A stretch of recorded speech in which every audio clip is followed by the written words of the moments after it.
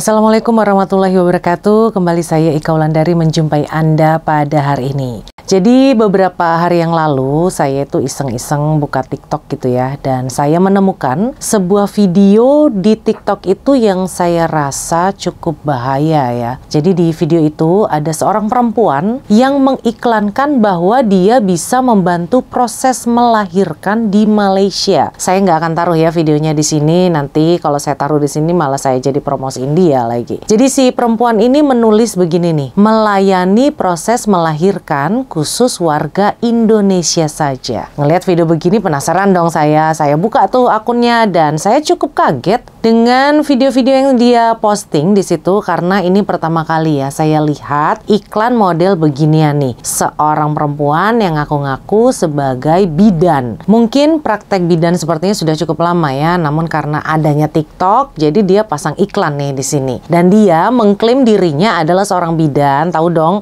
bidan itu apa ya? Dia ngaku bidan yang bisa membantu wanita-wanita Indonesia yang mau melahirkan bayinya dan tanpa perlu dokumen apapun. Si perempuan ini siap datang loh untuk tinggal dan menunggu si ibu sampai melahirkan. Kemudian juga dia akan membantu proses lahirannya sampai selesai dan mengurus si ibu itu juga. Ini aduh gila banget sih pokoknya. Urusan hidup dan matinya si bayi dan ibu dia promosikan di TikTok dan tanpa ada takut-takutnya. Jelas-jelas untuk jadi bidan di Malaysia, bahkan buka praktek, itu kan mustahil ya di Malaysia ini ya. Mungkin kalau bidan TikTok boleh lah ya. Ini saya nyebutnya bukan bidan tapi dukun bayi abal-abal. Namanya orang Indonesia itu kan pasti nggak bisa jadi bidan di sini, dan pasti dia ini ya dukun bayi kan nggak ada yang punya sertifikat ya. Dukun bayi adalah ilegal. Nah kalau dia ini ngaku-ngaku bidan tapi sebenarnya dukun bayi, sebenarnya dia ini apa gitu loh. Yang dia perbuat ini, yang dia kerjakan ini nyawa loh taruhannya. Yang namanya mau membantu proses lahiran itu kan jelas perlu kompetensi yang didukung sama ilmu pengetahuan mengenai kesehatan ibu hamil dan janin, dan nggak bisa sembarangan orang yang menanganinya. Harus orang yang sekolah di dunia kedokteran, di dunia ibu-ibu mengandung atau mempelajari ilmu pengetahuan. Sekolahnya juga lama, tahunan. Dan selain orang yang perlu kompetensi yang tinggi dan juga pengetahuan yang cukup mengenai ibu dan bayi, yang namanya proses persalinan supaya lancar itu kan diperlukan sarana dan prasarana yang mendukung serta obat-obatan juga yang mendukung. Nah kalau lahirannya sama dukun bayi di rumah tapi ngaku-ngaku bidan, itu gimana coba? Nggak bisa deh saya bayanginnya. Dan selain itu yang namanya proses melahirkan sama dukun bayi juga kan pasti nggak akan didukung dengan suasana lingkungan atau peralatan yang membantu proses persalinan yang harus steril, harus bersih, tidak boleh kotor. Belum lagi kalau yang namanya dukun bayi itu kan tidak punya obat-obatan yang cukup untuk membantu proses persalinan. Apalagi jika selama proses persalinannya tuh ada kendala, gimana tuh jadinya? Tanpa obat yang jelas, tanpa peralatan yang memadai, jelas akan mengancam nyawa ibu dan bayinya. Oleh karena itu, jika Anda saat ini sedang hamil atau memiliki istri yang sedang mengandung, silakan segera pulang. Melahirkan saja di Indonesia. Kalau melahirkan di sini, nekat minta dibantu sama dukun abal-abal yang ada di TikTok itu, yakinlah Anda itu berjudi dengan hidup. Ya kalau selamat. Kalau tidak bagaimana? Anda mau nangis darah pun, menyesal pun sudah tidak ada gunanya. Tidak ada yang bisa membangkitkan orang yang sudah meninggal dunia. Kalau Anda nekat melahirkan di Malaysia, apalagi lahirannya di rumah, jelas resikonya tinggi banget. Kalau lahiran di bilik rumah itu, jelas yang pertama itu tidak ada pemantauan semasa proses bersalin. Yang kedua juga tidak ada petugas medis yang bertanggung jawab. Yang ketiga, kalau ada pendarahan hebat selepas melahirkan itu gimana? Karena pendarahan hebat itu sesuatu yang sering terjadi jika ibu selesai melahirkan. Dan bisa jadi ini adalah penyebab utama kematian ibu yang baru saja melahirkan anaknya. Terus kalau lahirannya di rumah, jelas saja kan gak ada persediaan menghadapi situasi darurat macam-macam. Kejadian itu bisa apapun berlaku. Kalau dukun bayi, jelas gak punya pengetahuan hal-hal yang lain tentang kesehatan yang kompleks. Belum lagi ada masalah setelah bersalin atau melahirkan. Karena kalaupun